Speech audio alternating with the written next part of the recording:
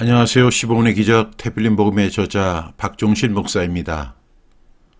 15분의 기적 태필린 복음은 지난 12년 동안 국내 저자가 집필한 신앙서적 가운데 가장 많이 팔리고 가장 오랫동안 사랑받았으며 가장 많은 변화와 간증을 체험하게 한 책입니다. 그 이유는 단순합니다. 태필린은 하나님이 직접 명령하신 전략이기 때문입니다. 태필린은 성경의 핵심인 구원, 헌신, 신앙계승, 축복의 말씀을 입에 두고 선포하게 하는 훈련입니다. 하나님의 말씀을 머리로 이해하는 데서 멈추지 않고 입으로 고백하며 삶으로 연결시키는 성경적 원리입니다. 유명한 랍비 아키바는 이렇게 말했습니다. 태필린을 가진 민족은 하나님을 가진 민족으로 세상에서 가장 강한 민족이다. 실제로 유대인들은 하루에 3번 말씀을 입에 두는 훈련을 통해 민족을 지켜냈고 신앙을 계승했으며 나라를 회복했습니다. 이 원리를 신약의 복음 위에 적용한 것이 바로 태필린 복음입니다. 많은 분들이 태필린 복음을 선포하며 놀라운 간증을 고백했습니다. 그러나 가장 큰 기적은 환경의 변화가 아니라 자신의 변화였습니다. 말씀이 입술에 머물 때 생각이 바뀌고 태도가 바뀌고 삶이 바뀌기 시작합니다. 출간 12년을 맞아 태필린 복음의 원리를 다시 되새기며 이 책을 원본 그대로 직접 읽어드리려고 합니다. 단순한 독서가 아니라 적용을 위한 시간입니다. 이 책의 원리를 나 자신에게, 우리 가정에, 우리 교회에 적용해 보십시오. 말씀을 선포할 때 기적은 이미 시작되었습니다. 오늘은 첫 시간으로 가장 중요한 원리인 프롤로그부터 읽어드리겠습니다. 프롤로그, 돌을 닦으라. 인디언 기우제라는 말이 있다. 인디언이 기우제를 드리면 반드시 비가 온다는 말이다. 사실 이 말은 백인들이 인디언을 비아냥거리기 위한 것이었다. 인디언이 기우제를 드리면 비가 오는 이유는 비가 올 때까지 기우제를 드리기 때문이다라는 말은 백인 우월주의에서 흘러나온 주장이다. 그러나 그것은 잘못된 주장이다. 왜냐하면 어떤 북미 원주민으로부터도 비가 올 때까지 계속 기우제를 드린다는 말을 들어본 적이 없기 때문이다. 인디언 나바오족의 기우제를 수년 동안 관찰한 게리 위더스폰에 의하면 모두 4번의 기우제를 관찰했는데 모두 12시간 이내에 비가 왔다고 한다. 인디언의 기우제와 기도의 방법을 연구한 그레드 브래그니 쓴 이사야 효과라는 책에는 이런 내용이 소개되고 있다. 계속되는 가뭄 중에 데이비드라는 인디언이 기도를 드린 후 천둥 번개가 치며 폭우가 쏟아지는 것을 목격하고 그 데이비드라는 인디언의 인터뷰를 소개한다. 오랜 가뭄을 끝내고 비를 오게 한 데이비드의 기도, 아니 인디언 기우제의 요체는 무엇일까? 데이비드는 이렇게 말했다. 어렸을 때 어르신들이 내게 기도의 비밀을 알려줬네. 비밀의 요초는 이런 거야. 우리와 이 세계의 힘을 이어주는 다리는 바로 우리 마음이네. 우리의 감정과 우리의 생각이 결혼하는 것은 바로 여기 우리의 마음이란 말이지. 기도하면서 나는 현재의 모든 것에 그리고 과거에 일어났던 모든 것에 감사를 드렸네. 나는 황무지의 바람에게도 대지의 뜨거운 열기에게도 심지어 가뭄에게도 그런 다음 나는 비가 내리는 메디슨 지역을 선택했지. 나는 눈을 감고 신성한 둘레를 돌며 비가 온다고 생각하기 시작했네. 그리고 곧 비가 내 몸을 촉촉히 적시는 것을 느끼기 시작했지. 단순히 그렇게 상상한 것이 아니라 깊은 몰입과 집중 속에서 실제로 그렇게 느낀 것이네. 그때 나는 비를 맞으며 마을의 큰 광장에 맨발로 서 있었던 것 같네. 비에 젖은 땅이 내 발가락 사이로 스며드는 것을 느낄 수 있었지. 그리고 태풍 속에서 우리 마을 집의 흙벽과 지붕을 얻는 이영에서 나는 그 피릿한 냄새를 맡을 수 있었네.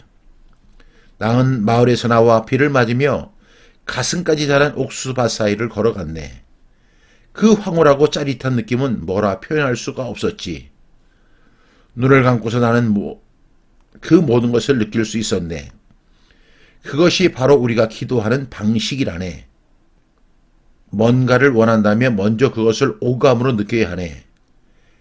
그래서 실제로 그것이 이루어졌을 때처럼 눈으로 보고 귀로 듣고 냄새를 맡고 피부로 느껴야 하는 것일세.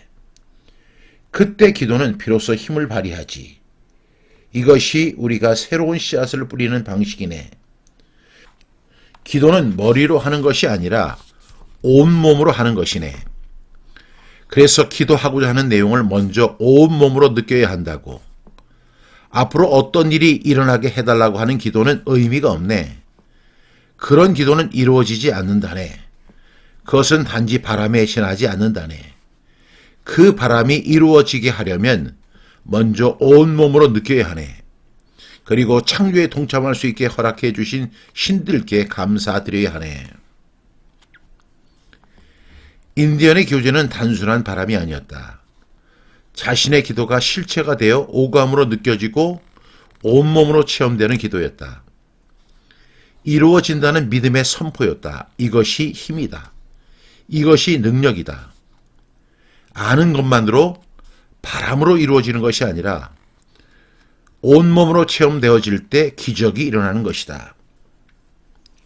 살아있는 하나님의 말씀은 무속적인 인디언의 기도와는 비교할 수 없이 강력하다. 그러나 하나님의 말씀을 지식적으로 아는 것으로는 아무런 능력이 없다. 하나님의 말씀이 오감이 되고 온몸으로 체험될 때에 하나님의 말씀의 능력이 나타난다.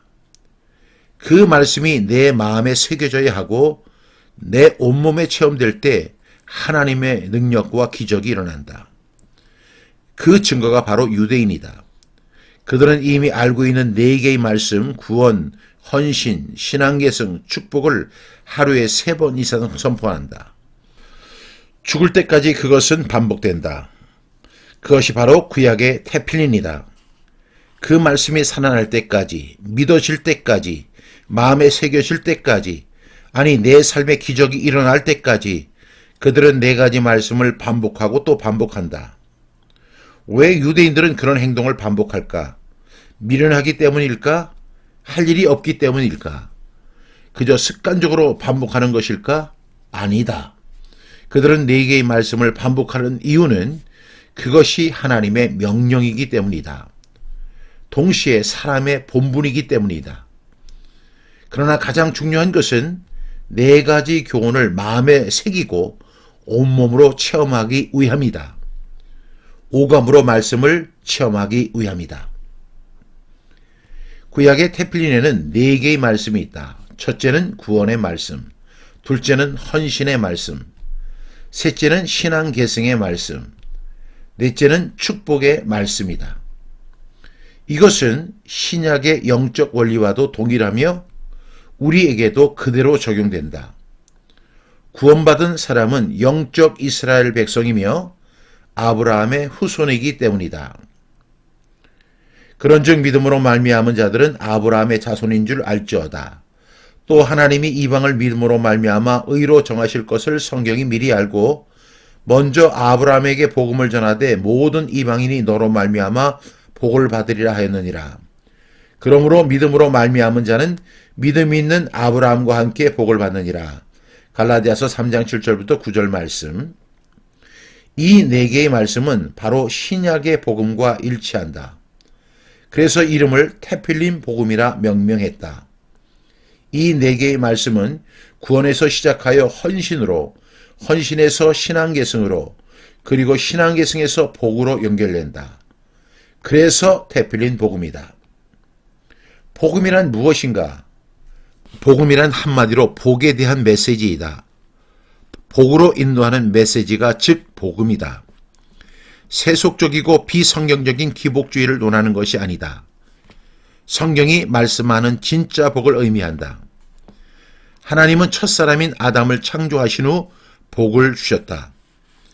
하나님이 자기 형상 곧 하나님의 형상대로 사람을 창조하시되 남자와 여자를 창조하시고 하나님이 그들에게 복을 주시며 하나님이 그들에게 이르시되 생육하고 번성하여 땅에 충만하라. 땅을 정복하라. 바다의 물고기와 하늘의 새와 땅에 움직이는 모든 생물을 다스리라 하시니라. 창세기 1장 27절부터 28절 말씀. 아멘 아멘. 그러나 아담은 하나님의 명령에 불순종한 후 이 복을 상실했다. 복 대신 저주를 받는 신세로 전락하게 되었다. 그러나 국률이 풍성하신 하나님은 아담이 잃어버린 복을 아브라함을 통해 회복시키셨다. 아브라함의 복은 회복이 되었고 실제로 복을 누렸고 복의 근원이 되어 유대인들에게 흘러내려갔다. 그러나 그 복은 아브라함과 그의 후손인 유대인들에게만 적용되는 것이 아니라 믿음으로 예수 그리스도를 영접한 사람에게는 아브라함과 함께 복을 받게 된다는 것을 갈라디아서 3장이 설명하고 있는 것이다. 이제 믿음으로 구원받는 하나님의 자녀는 그 복을 받아 누려야 한다. 예수님은 우리에게 그 복을 받을 자격을 부여하셨다. 테필린이란 무엇인가? 지금으로부터 약 3,500년 전 하나님은 이스라엘 백성들을 위한 테필린을 준비하셨다. 하나님의 말씀을 체계적으로 마음에 새기고 그 말씀에 순종하여 복을 받게 하기 위함이었다. 동시에 2000년 이상 나라 없이 전 세계를 헤매고 다닐 것을 아신 하나님께서 그들을 위해 특별하게 준비하신 전략이다. 그것이 바로 승률 100%의 테필린이다. 테필린은 4개의 기둥으로 구원, 헌신, 신앙계승, 축복에 대한 말씀이다. 유대인들은 어디로 가든지 이 4개의 말씀 테필린을 붙들었다. 수천 년 동안 테필린 말씀을 선포했다. 엄청난 박해와 고난 속에서도 테필린의 말씀을 붙들고 선포했다. 그리고 테필린의 말씀은 유대인의 기적을 만들었고 세계 모든 민족 위에 뛰어나게 되었다. 이것이 바로 테필린 말씀의 능력이다. 15분의 기적. 책의 제목에 15분의 기적이라는 부제를 달았다. 왜 15분의 기적일까? 15분은 기적의 시간이기 때문이다. 하루는 24시간이다. 24시간을 분으로 산정하면 1440분이다. 하루 1440분에서 15분을 기적의 시간으로 만들라는 의미에서 15분의 기적이라는 부제를 달게 되었다.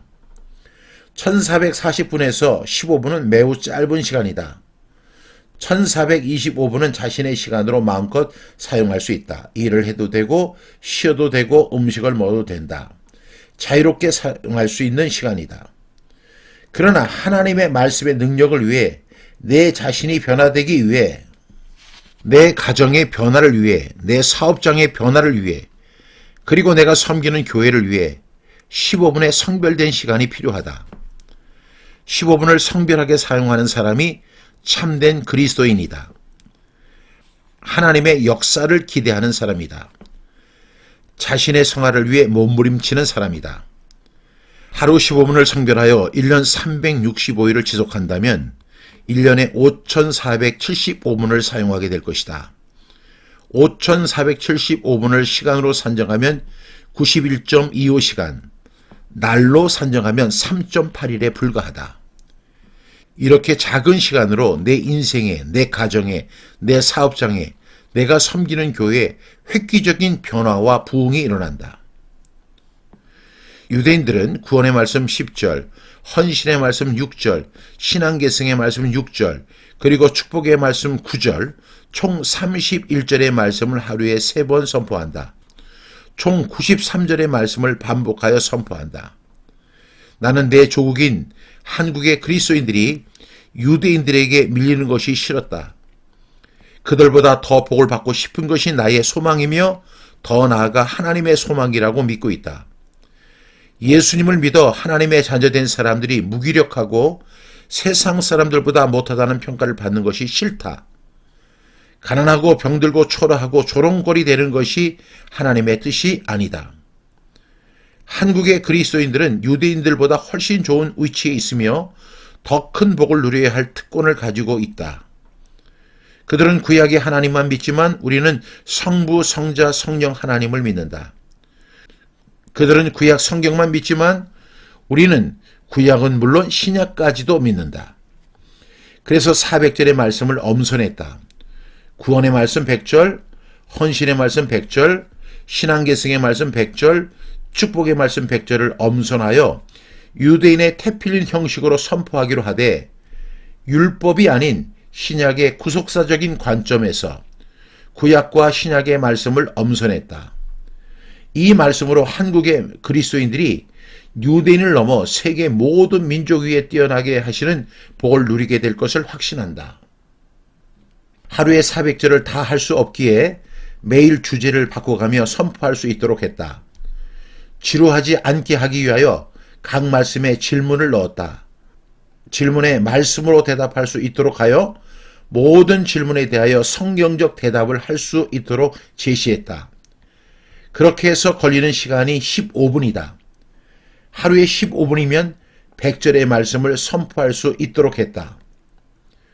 본 도서가 출판되고 테필린 복음을 전국의 교회와 목회자 그리고 성도들에게 소개하고 실천하도록 했다. 그랬더니 놀라운 일들이 나타나기 시작했다. 기적이 일어나기 시작했다. 능력과 부흥의 역사를 체험하는 사람들이 나타나기 시작했다.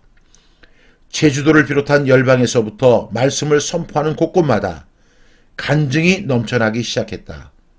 미국, 호주, 일본과 캄보디아를 비롯한 이민교회와 선교지에서 테필린 복음을 선포하는 가운데 기적을 체험하고 있다. 테필린 복음은 살아있는 하나님의 말씀이기 때문이다. 임상을 통해 얻은 테필린 복음 10대 효과를 소개한다. 1. 테필린 복음은 사람의 생각이나 인본주의가 개입되지 않은 순도 100%의 하나님의 말씀으로 큰 소리로 선포하면 육신의 질병이 치료되고 내적 치유가 이루어진다. 2. 테필린 복음을 선포하면 나를 사로잡고 있는 죄성, 악한 생각, 상처, 욕심, 부정적인 생각들이 깨끗하게 씻어진다. 3. 테필린 복음을 각 가정에서 선포하면 하나님의 복이 임하고 저주가 떠나간다. 4. 테필린 복음을 교회에서 선포하면 교회의 부흥이 일어나고 전도의 문이 열린다. 5. 테필린 복음을 사업장에서 선포하면 사업이 평탄하고 형통해진다. 6. 테필린 복음을 선포하면 귀신이 떠나가고 모든 악재들이 사라진다. 7. 테필린 복음을 자녀들이 선포하면 언어 습득 능력, 집중력, 기억력, 해석력이 최대 100배까지 향상되며 신앙, 인성, 공부의 영재로 성장하게 된다. 8. 테필린 복음을 1년 이상 선포하면 매년 최소 10명 이상을 전도하게 되며 전도왕이 탄생된다. 9. 테필린 복음은 구원, 헌신, 신앙예성, 축복의 400절 말씀을 마음에 새기고 암송하게 된다. 10. 테필린 복음을 선포하면 성도들의 물질 문제들이 해결되고 교회 재정이 배로 증가한다. 사탄이 먼저 알고 해방한다. 테필린 복음을 선포하면 가장 먼저 역사하는 것이 사탄이다. 사탄은 어떻게 해서든지 하나님의 말씀을 선포하지 못하게 하려고 온갖 방해 공작을 벌인다. 갑자기 바빠진다든지 가벼운 사고가 일어나게 한다든지 아프다든지 주위의 환경을 바꾸게 하든지 허무하거나 무기력한 마음을 갖게 한다든지 마음을 산란하게 한다든지 온갖 방법으로 테필린 복음 선포를 방해한다. 처음 테필린 복음을 선포할 때 눈에 보일 정도로 사탄의 역사가 크게 나타난다. 사탄이 가장 싫어하는 것은 바로 하나님의 말씀을 선포하는 것이기 때문이다. 사탄은 이미 예수님과의 시험에서 기록되었을 때라는 말씀 선포에 무릎을 꿇은 전력을 갖고 있다.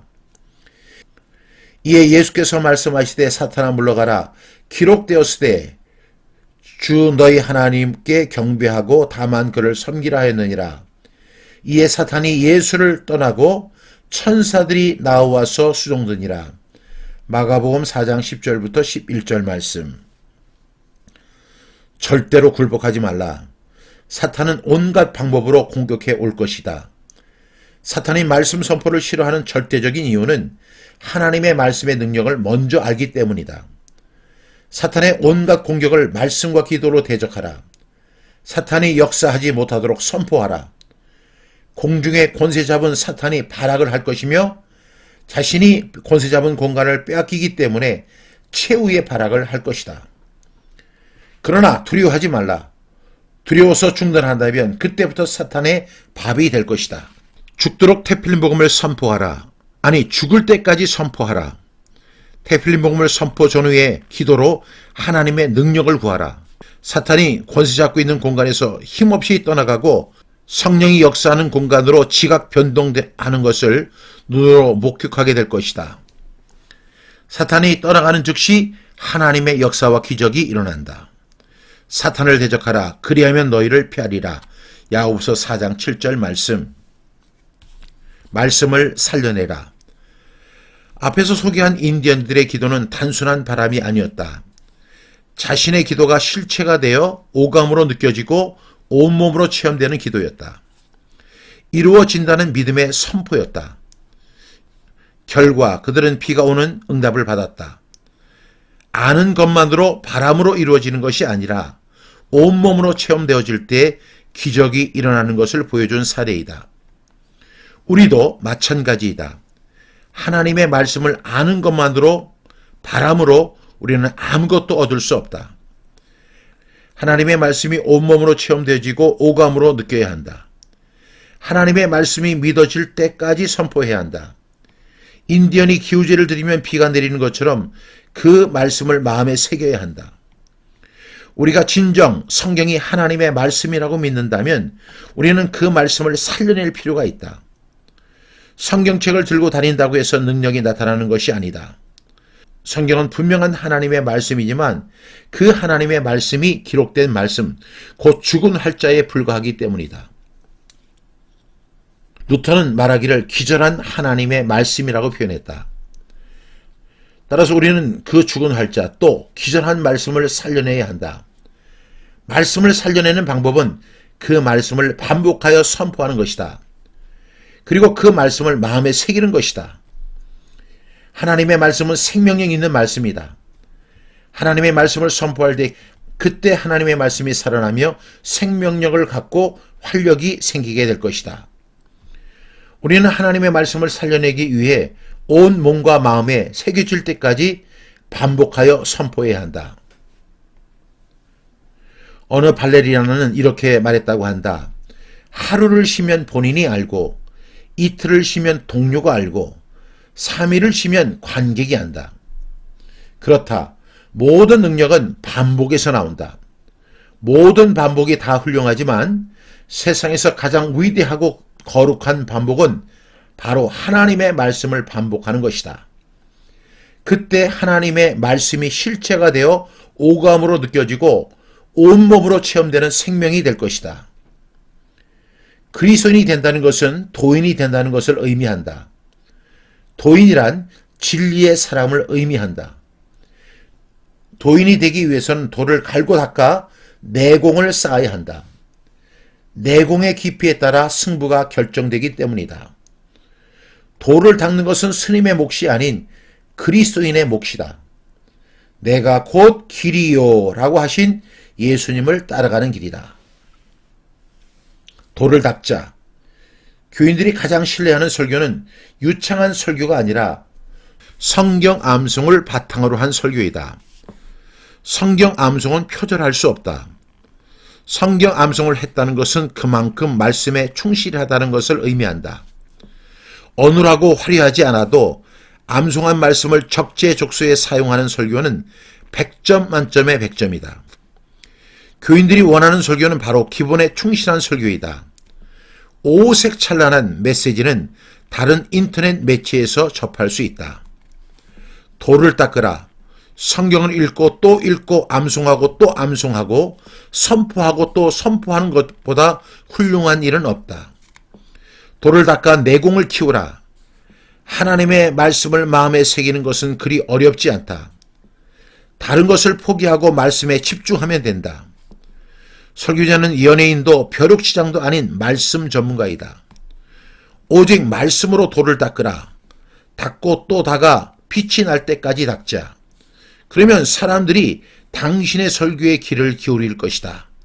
그리고 그들이 살아날 것이다. 400절의 말씀은 기본이다. 모든 분야에는 기본이라는 것이 있다. 기본의 사전적 의미는 어떤 것을 이루기 위해 가장 먼저 또는 꼭 있어야 하는 것이다. 여기에 있는 테필린 복음의 400절 말씀은 그리스도인이 가장 먼저 또는 꼭 알아야 하는 말씀들이다. 테필린 복음의 400절의 말씀은 그리스도인의 사역자라면 누구나 알아야 하고 암송해야 하는 말씀이다. 가장 기본적인 400절의 말씀을 암송하지 못하는 사람이 설교자가 되면 그 교회는 망할 수밖에 없다. 400절의 말씀을 암송하지 못하는 사람이 교사가 되면 학생들의 신앙은 파괴될 수밖에 없다. 400절을 암송하지 못하는 사람이 전도자가 되면 전도의 열매는 없을 수밖에 없다. 400절의 말씀을 암송하지 못하는 사람이 목자가 되면 목장이 무너질 수밖에 없다. 400절을 암송하지 못하는 사람이 가정의 제사장이 되면 자녀들의 신앙계승 명령은 자동적으로 폐기될 것이다. 기본이 없기 때문이다. 신명기 6장 6절에 나오는 마음에 새기고의 히브리어는 레바브이다. 레바브는 마음을 의미한다. 반복은 방법이고 선포는 과정이며 복은 결과이다. 하나님의 말씀을 마음에 새기는 암송이 나 자신은 물론 가정과 교회, 사업장에 큰 기적을 일으킬 것을 확신한다. 테필린 복음의 능력을 믿는 사람 박종신 목사.